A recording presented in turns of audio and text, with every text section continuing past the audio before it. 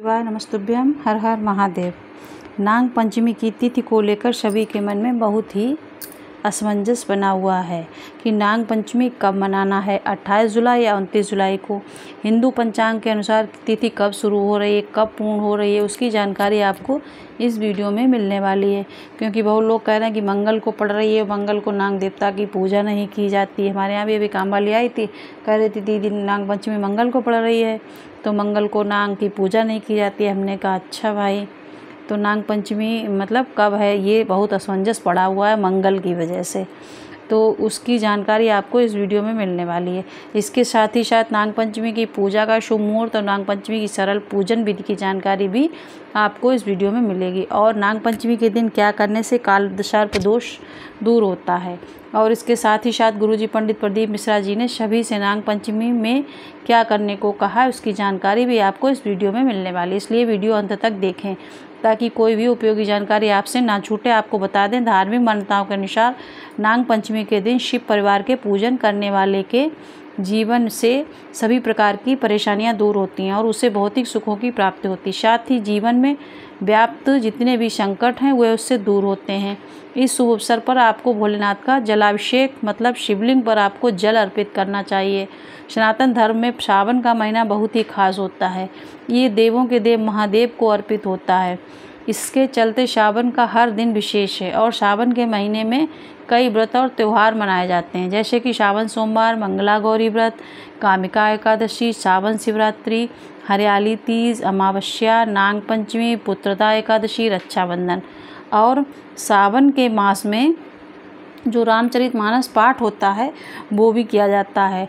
लोग सावन के मास में मास पुराण उठाते हैं। मास पुराण का मतलब ये होता है कि पूरे सावन में आपको रामचरितमानस पूरी ख़त्म करनी होती है किसी भी तरीके। वैसे 30 अध्याय होते हैं उसमें, तो 30 दिन में ख़त्म हो जाते हैं, 31। लेकिन जैसे महिलाएं हैं तो 5-7 दिन उनके जो शूलाधर पीरियड आते हैं उस टाइम चले जाते हैं, तो उस हिसाब से एडजस्ट करके चलना पड़ता है। तो सावन में जो लोग मास पुराण करते हैं उनको तो बहुत ही फल प्राप्त होता है। मास पुराण भगवान राम बोले, उनके भोले बाबा के भक्त, भोले बाबा राम के भक्त, तो इसलिए सावन में रामायण पढ़ना बहुत ही शुभ माना जाता है।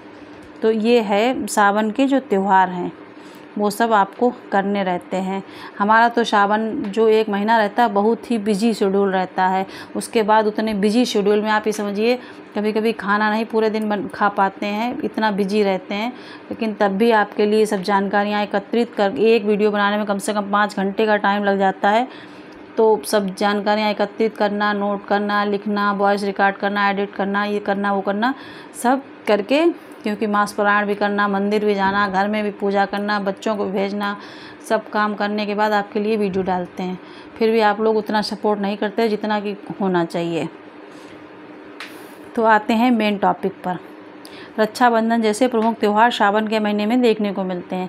इसके साथ ही कई अन्य व्रत भी सावन के महीने में बनाए जाते हैं और नाग पंचमी उनमें से एक विशेष पर्व है, विशेष दिन है। अब हिंदू पंचांग के अनुसार नाग पंचमी की तिथि की शुरुआत कब हो रही है और आपको कब नाग पंचमी का दिन मनाना है, 28 जुलाई या 29 जुलाई, वो है आप हिंदू पंचांग के अनुसार समझ लीजिए।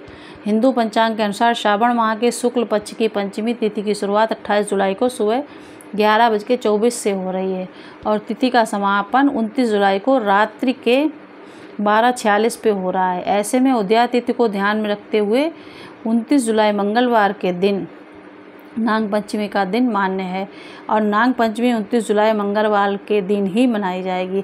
29 जुलाई मंगलवार के दिन नाग पंचमी का शुभ मुहूर्त भी जान लीजिए।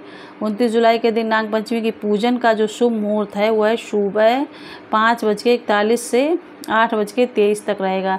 इस शुभ मुहूर्त में विधिवत नाग पंचमी की पूजन संपन्न की जा सकती है। पूजन की सरल विधि और आप समझ लीजिए।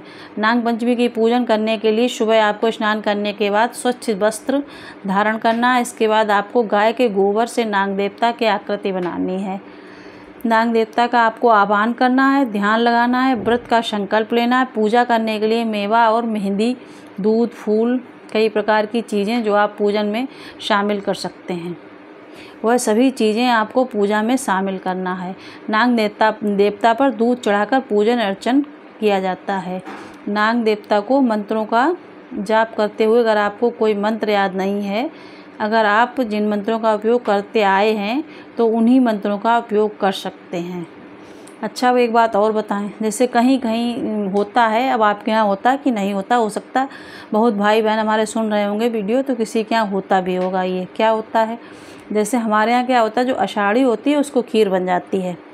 उसके बाद नाग पंचमी तक दूध चावल, दूध में खीर नहीं बनाई जाती है, दूध चावल नहीं खाए जाते हैं। दूध से निर्मित मतलब चावल जो हैं वो दूध में मिक्स करके ना तो खा सकते हैं ना खीर बना सकते हैं। तो अब हमारे यहाँ नाग पंचमी को, कल नाग पंचमी, कल खीर बनाई जाएगी, नाग देवता को भोग लगाया जाएगा, उसके बाद से खीर बनना स्टार्ट हो जाएगी, खीर खाना भी स्टार्ट हो जाएगा। क्योंकि हमारे यहाँ जो पूर्वज हैं वो कहते हैं किसी ने खा लिए होंगे तो उनको फिर खेत में गए तो उनको नाग देवता दिख गए, ऐसा कुछ मतलब पुरानी रिवाज है। तो हमारे यहाँ ऐसा होता है। आपके यहाँ होता है कि नहीं होता है ये आप जानें। अच्छा, नाग और क्या होता है, वो गेहूँ चने और भिगोए जाते हैं शाम को, और वो भी सुबह बॉयल करके उनका भी भोग लगाया जाता है। नाग देवता को मंत्रों का जाप करते हुए, अगर आपको कोई मंत्र याद नहीं है, अगर आप मंत्र नहीं आते हैं तो ऐसे ही पूजा कर दीजिए, आरती कर दीजिए। ओम नमः शिवाय, श्री शिवाय समस्तुभ्यम कुछ बोल के कर दीजिए। इसके साथ ही साथ नाग पंचमी के दिन आप हल्दी, चावल, दूध, कुसा, पुष्प, दुर्वा से नाग देवता की पूजन अर्चन अवश्य करें। कच्चे दूध से नाग देवता का अभिषेक करें। फिर घर के सभी सदस्य नाग पंचमी की कथा सुनें और व्रत रखें। इस दिन क्या करना नहीं है वह भी जान लीजिए। नाग पंचमी के दिन ज़मीन की खुदाई, पेड़ पौधों को काटना, सांपों को नुकसान पहुंचाना वर्जित माना गया है। ऐसी चीज़ें करने से आपको बचना है। अब नाग पंचमी पूजा सिद्ध किस प्रकार से दूर होता है। काल सर्प दोष वह भी जान लीजिए। पहले ये समझ लीजिए कि काल सर्प दोष कब लगता है। जब सूर्य चंद्र गुरु के साथ राहु की उपस्थिति हो तब आपको धार्मिक मान्यताओं के अनुसार काल सर्प दोष लग जाता है। मान्यता है राहु का आदि देवता काल है और केतु का आदि देवता सर्प है। इन दोनों ग्रहों के बीच कुंडली में अगर एक तरफ सभी ग्रह होते हैं तो काल सर्प दोष लग जाता है। माना जाता है नाग पंचमी का पूजन अर्चन करने से काल सर्प दोष भी दूर हो जाता है। अब नाग पंचमी के दिन काल सर्प दोष एवं कई प्रकार के दोषों से मुक्ति प्राप्त करने के लिए गुरुजी पंडित प्रदीप मिश्रा जी ने अपने पिछले वर्षों के शिव पुराण कथा में कई उपाय बताए। उनमें से कुछ विशेष उपाय इस प्रकार हैं। आपको नाग पंचमी के दिन, जो कि सावन में आती है, उसमें भोलेनाथ के शिवलिंग पर आपको 1 कलश से जल या फिर 2 कलश से जल, जैसे कि बन सके, आपको भोलेनाथ के मंदिर में जाकर शिवलिंग पर आपको सावन की नाग पंचमी के विशेष दिन जल जरूर अर्पित करना है, गुरुजी ने कहा। और अगर सावन के महीने में आने वाली नाग पंचमी के दिन जो भी व्यक्ति शिवलिंग पर जल अर्पित कर रहा है उसकी कुंडली में अगर काल सर्प दोष भी है तो उसका प्रभाव समाप्त हो जाता है और उसे काल सर्प दोष से किसी भी प्रकार की हानि नहीं हो सकती।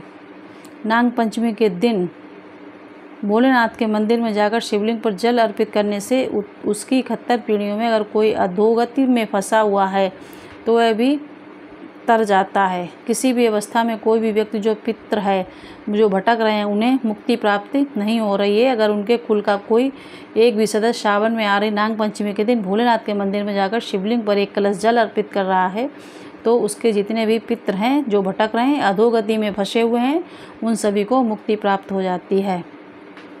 काफ़ी विशेष नाग पंचमी का दिन है। इसके साथ ही साथ गुरुजी पंडित प्रदीप मिश्रा जी ने नाग पंचमी के दिन दूध से जुड़े हुए एक विशेष उपाय की जानकारी दी है।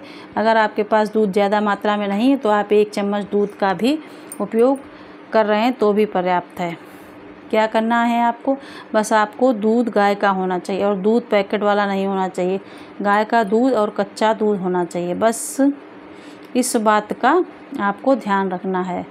जिन्हें पता नहीं है कच्चा दूध क्या होता है, वह दूध जो पकाया गया ना हो, मतलब जिसे आपने गैस पे गर्म नहीं किया हो, दूध कच्चा दूध है। आपको जिनसे लेते हैं उनसे भी कहना है कि हमें कच्चा दूध ही दिया करें। वही दूध भोलेनाथ के शिवलिंग पे अर्पित किया जाता है और नाग पंचमी के दिन आपको भोलेनाथ के शिवलिंग पर दूध जरूर अर्पित करना है। दूध अर्पित आपको तांबे के कलश में नहीं करना है। आप स्टील का गिलास ले सकते हैं, पीतल की कटोरी, गिलास जो भी हो, चम्मच ले सकते हैं और आप उस भोलेनाथ नाथ के शिवलिंग पर श्री शिवाय नमस्तुभ्यम बोलते हुए, नमः शिवाय बोलते हुए, ओम नमः शिवाय बोलते हुए दूध को अर्पित करें। दूध अर्पित करने के बाद आपको 1 कलश जल भी शिवलिंग पर अर्पित करना है। इस वीडियो में बताई गई जानकारी से अगर आपको पसंद आई हो तो कमेंट बॉक्स में श्री शिवाय नमस्तुभ्यम लिखें। अगर कुछ पसंद आ रहा हो, हमारी दी हुई जानकारी से अगर आपको लाभ प्राप्त हो तो आप लिखिए, या कुछ पूछना चाहते हैं तो वो भी लिख सकते हैं। श्री शिवाय नमस्तुभ्यम। 2 लोटे से जल कैसे चढ़ाया जाएगा वो हमने आगे वीडियो में स्टार्टिंग में बताया। श्री शिवाय नमस्तुभ्यम। हर हर महादेव।